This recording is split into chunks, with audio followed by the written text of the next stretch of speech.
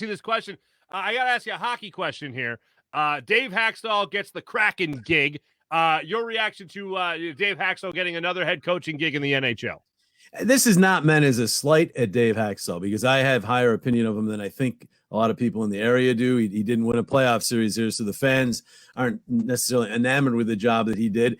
But I was surprised because there are so many coaches out there right now. There's Bruce Boudreau.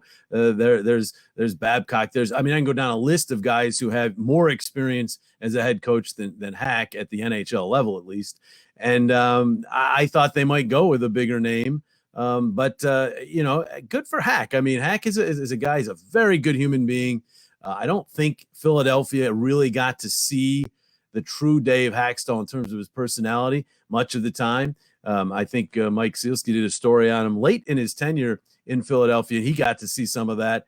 He's really an interesting guy. He's got a really good, dry sense of humor. And my son at the time was playing in high school, playing hockey and looking to figure out the college route or the U.S. junior route. Now he was very helpful, had conversations with my son. He's just a good man. And I think he's a good coach too. The time here in Philly, I mean, he did get them to the playoffs twice. Never could get them to another level, but I don't know as if you put that all on the coach. I saw a recent headline. Now he gets a chance to show he wasn't the problem in Philadelphia. It's not quite that simple. It really isn't. I mean, obviously, Gabe Kapler's kind of doing that, I suppose. But it's rare where a guy goes from one market to the other, and all of a sudden it just takes off. And I will say this, in the NHL, a lot of examples of coaches who in their second go-around do really well. Craig Berube, as a for instance. There's Mike Babcock, went from Anaheim, where he improved that team, but he went to Detroit, where he took them to win it all. There's a whole bunch of them in their second stop on their NHL journey where they really seemed to learn a lot of lessons from their first time and did a lot better. So we'll see if he does that. Expansion team's a little different. He's got high standards now to shoot for, because Vegas has been so good right out of the blocks.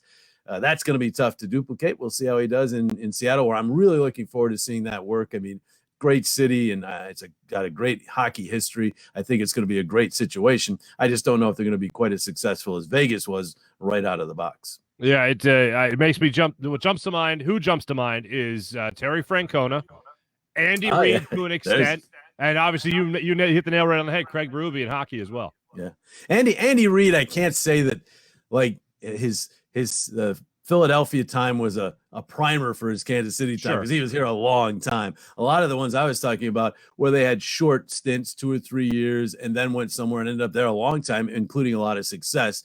And Andy's gone and had a long run in Kansas City and success too, but he was here. It's not like he just used this as a springboard to Kansas City. He was here a long time, won a lot of football games, just didn't get all the way to the end. And so once he did that in Kansas City, I guess it's easy to say that he learned something, and maybe he did. Berube is a very good example of that for sure. And Francona is a good example, because he was considered, I remember, a terrible manager here in Philadelphia. And then he goes to Boston, and all of a sudden he's a great manager, and on to Cleveland, where he's been a very good manager as well. So quite interesting how that works with these managers or coaches.